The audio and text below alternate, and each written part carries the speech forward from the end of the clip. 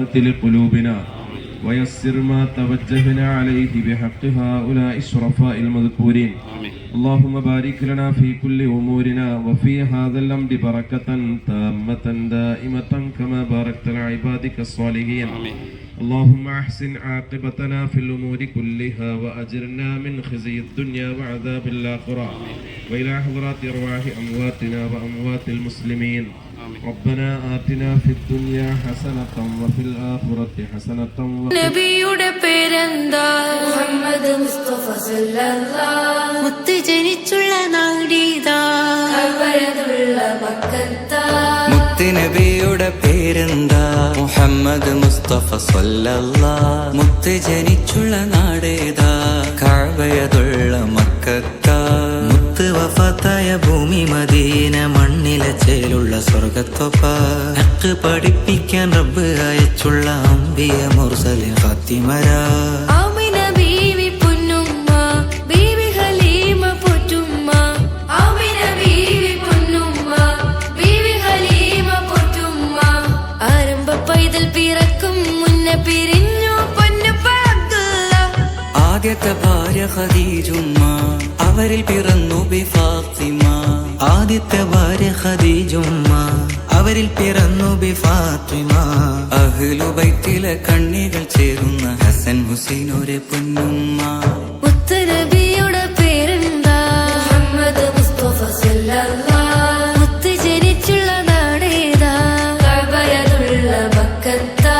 മുത്ത് വഫാത്തായ ഭൂമി മദീന മണ്ണിലെ ചേലുള്ള സ്വർഗത്തൊപ്പ ഹക്ക് പഠിപ്പിക്കാൻ റബ്ബ് അയച്ചുള്ള അംബിയ മുർസലിൻ ഫാത്തിമരാ.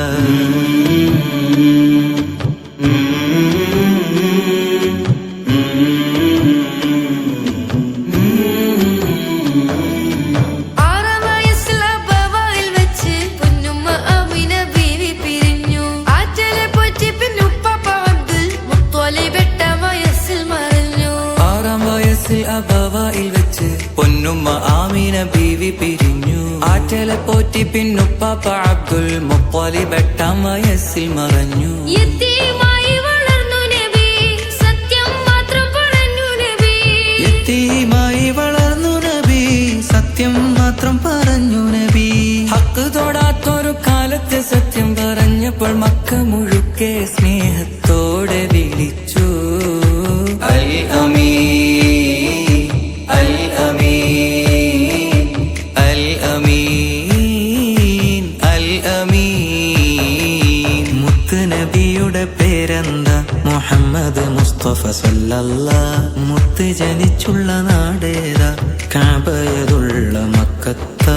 മുത്ത് വഫാത്തായ ഭൂമി മദീന മണ്ണിലെ ചേലുള്ള സ്വർഗത്തൊപ്പ ഹക്ക് പഠിപ്പിക്കാൻ റബ്ബ് അയച്ചുള്ള അംബിയ മുർസലിൻ ഫാത്തിമരാ.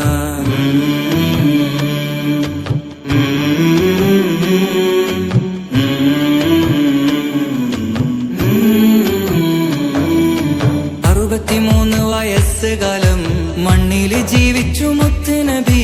അന്ത്യപ്രവാചകരെന്ന ദൗത്യം നബിയായി 40-ൽ വഹ്യിറങ്ങി.